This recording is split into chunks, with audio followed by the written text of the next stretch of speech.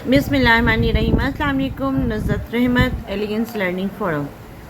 एक और छोटी सी बात, मामा कहती थी कि बेटा जहाँ इज़्ज़त ना हो, जहाँ एहतराम ना हो, वहाँ से रक्स से अलग कर लेनी चाहिए। एक स्टोरी जो मुझसे किसी ने शेयर की और मुझे लगा कि ये स्टोरी शायद आप लोगों से डेफिनेटली शेयर करनी चाहिए। शेयर करने का पर्पस ये होता है कि देखिए, आप टोंट ना उसमें लें, आप उसमें ये फैक्टर ना लें कि जी अच्छा, जो कहते हैं ना, सेम ये वही पॉइंट होता है जिस तरह अगर हम एक क्लास में देखें कि एक टीचर को हम समझ होता है कि वो बेवकूफ़ है और हमें उससे ज़्यादा नॉलेज है। जिस तरह इल्म लेने के लिए कहा जाता है ना कि आपको इल्म वही गेन कर सकते हैं जिसके अंदर प्यास हो, जिसके अंदर ख्वाहिश हो, जिसके अंदर जज्बा हो। ये वैसी ही बात है कि अच्छी बात को भी वही समझ सकते हैं। हाँ, अलबत्ता अगर आपने कहने वाली बात कि वो कहते हैं ना कि उसकी प्रॉपर पोस्टमार्टम शुरू कर देना है कि ये बात कोई कर ही क्यों रहा है, शायद पता नहीं ये बात हमारी ज़ात के लिए तो नहीं की जा रही। बात कहने का पर्पस ये होता है कि हम उसको पॉजिटिव एंगल से देखें, ना कि नेगेटिव। एक बच्ची ने एक स्टोरी लिख के भेजी जो सीरियस नोट में रोंगटे खड़े कर देने वाली बात थी। उसका सब्जेक्ट उस बच्ची ने लिखा था कि आप ही मुझे गाइड करें कि क्या फूफियाँ इतनी ही बुरी, इतनी ही बदनाम होती हैं, तो फिर हम किसी की फूफी क्यों बनते हैं? हमारी माएँ, हमारी हालाएँ, वो भी किसी की फूफी क्यों बनती हैं? बात उस बच्ची ने यहाँ से शुरू की कि उसके फादर 8 भाई और 4 बहनें, 12 बच्चे एक माँ बाप के। तो उसने कहा कि लाइक बाकी सारे बहुत बड़े थे एज में, और मेरी जो फूफी थी उसका मेरे फादर का भी बहुत गैप था, लेकिन बाकी ऑफ कोर्स जो बड़े बच्चे मेरे ताया चचा वगैरह वो सब आउट ऑफ कंट्री शिफ्ट हो चुके थे। हमारे यहाँ पे पाकिस्तान में जो थी, हम 3 से 4 फैमिली मेम्बर्स थे। तो जिनमें से जो मेल थे वो मेरे फादर थे और दादा दादी थे। दादा दादी की जब बीमारी हुई तो फादर ने तब भी उसकी रिस्पॉन्सिबिलिटी ऑन ना की और हमेशा फूफी को ब्लेम करना कि जी फूफी कुछ करने नहीं देती।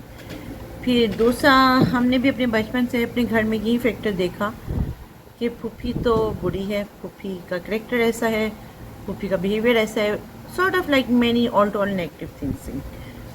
कहती है मैं वक्त के साथ बड़ी होती गई।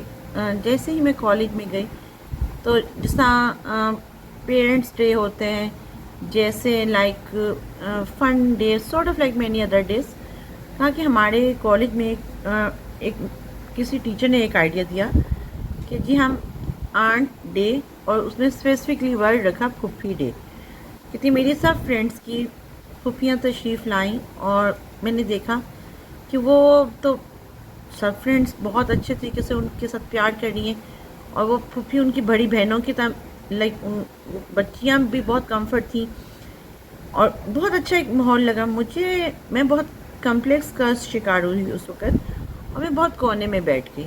मुझे लगा कि क्या लाइक कल को मुझे भी कोई इसी नेगेटिव थॉट से याद करेगा जिस नेगेटिव थॉट से मुझे ये तरबियत और परवरिश दी गई है कि हाँ फूफी अच्छी नहीं है। और फिर मैंने आहिस्ता आहिस्ता करते करते मैं इतना आइसोलेशन का शिकार हो गई कि मैं घर जब जाती तो मैं कमरे में बंद हो जाती। जब मेरे घर में फूफी की बुराई की जाती मुझे बुरा लगता, मुझे तकलीफ़ होती।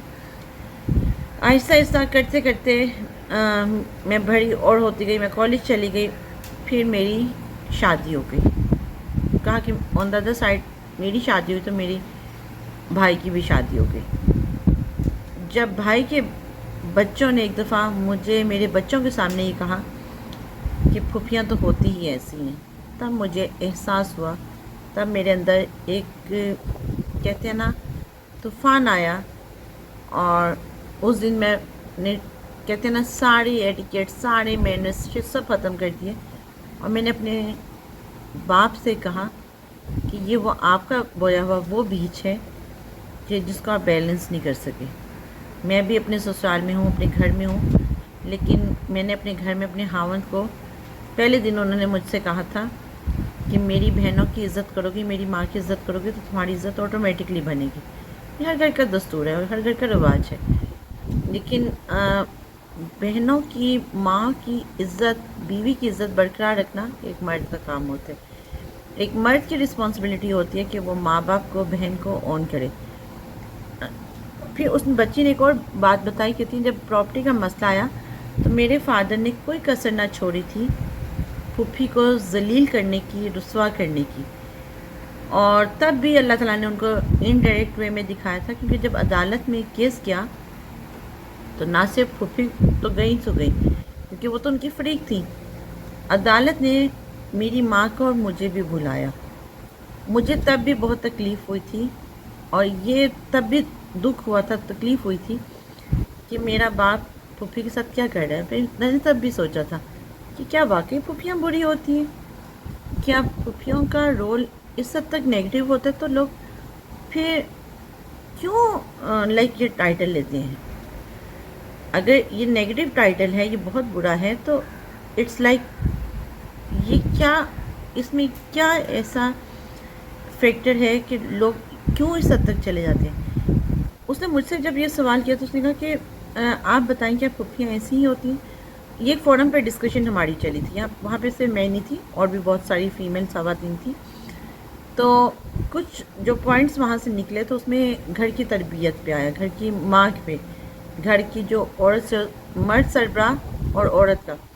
میں نے اپنے گھر کی یہ ایگزامپل دی کہ مجھے اچھی طرح یاد ہے کہ جب بابا، کیونکہ being the youngest and daughter, میں جب بھی کہیں جانا میں نے بابا کے ساتھ ضرور جانا. میں نے اپنی مدر کے جو پازیٹیو پوائنٹس میں آپ سے بات کرتی ہوں. ماما میں اللہ کا شکر ہے بہت ساری پازیٹیو کوالٹیز، بہت ساری، کوئی ان میں نے یہ نہیں کہ وہ میری مدد تو میں کہہ رہی ہوں کہ جی، بٹ الحمدللہ ان کے اندر کوئی ایسی بات نہیں تھی. ایک ان کی جو بہت پازیٹیو بات تھی وہ یہ تھی کہ جب نانوں کے، جب کسی پھوپھو کے گھر سے ہم واپس آتے تھے، ہی نیور آسک می کہ بیٹا وہاں کیا کھایا، کیا کیا، باپ نے بات کیا کی. دوسرا، انہوں نے وہی رول جو اپنی بہن کے لیے رکھا تھا، خالہ کے لیے، ہماری آنٹی کے لیے، وہی رول انہوں نے پھوپھی کے لیے بھی رکھا تھا کہ تمیز سے سلام کرنا ہے. انہوں نے حال پوچھنا تو جواب دینے، کسی کو ٹونٹ سے بات نہیں کرنی. اور یہ بات مجھے اب تک کہی جاتی ہے کہ تمہیں ٹونٹ کرنا نہیں آتا. فرینڈس، یہاں میں اس بچی کی بات کر رہی ہوں، اس بچی کی بات بتا رہی ہوں. اس بچی نے ایک اور بات کی کہ میں نے اپنے باپ کی زیادتی بہت کھلی آنکھوں سے دیکھی. یہ بی بی سی نے بھی بات کو، یعنی کہ اس بچی کا انٹرویو ریکارڈ کیا ہوا ہے. تو اس نے کہا کہ میرے باپ کے، میں نے ایک اور زیادتی جو بہت اوپنلی فیل کی کہ میری دادے کی بیماری، میری دادی کی بیماری، میری ایک پھوپھی کی بیماری بہت عرصہ، بہت پرلونگ ہوئی. اور میں نے اپنے باپ کو کلیئرلی کہتے دیکھا، سننا کہ میں نہیں کر سکتا، جو کرنا کر لو، میں آپ لوگوں کے لیے مر گیا ہوں، آپ لوگ میرے لیے مر گئے، sort of like many other bad words. اور بہت ٹائم، ایک دفعہ نہیں، رسپانسبلٹی ایک دفعہ بھی آن نہیں کی، ایک دفعہ بھی پازیٹیو وے سے باپ کو، یعنی کہ اس کے دادے کو، اس بچی کے نہیں سنبھالا ہو، دادی کو نہیں دیکھا کبھی.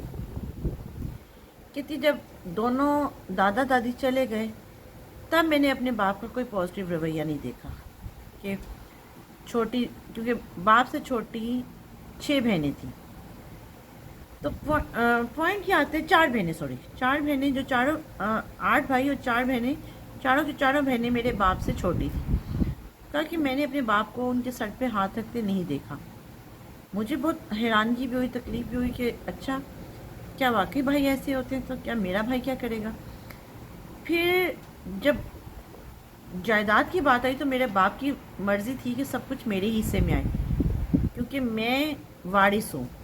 تب بھی میں نے کہا کہ اچھا، وارث ایسے ہوتے ہیں، بیٹے ایسے ہوتے ہیں. کیونکہ بات تھا نا، وہ بچی آرگیو باپ سے نہیں کر سکتی تھی، باپ کو اس نے احترام برقرار رکھا.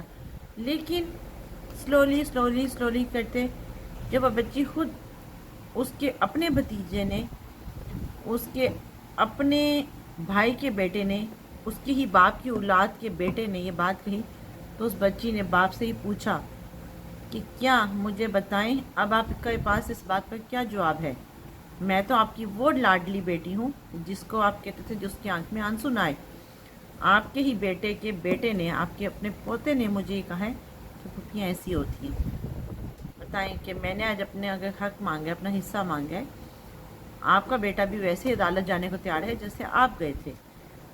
آپ کا بیٹا بھی وہی چیز کہہ رہے ہیں، میرے ہی کریکٹر پہ، میری ہی اوپر الزام لگا رہے ہیں، میرے سسرال میں جا کے مجھے غلط قرار دے رہے ہیں۔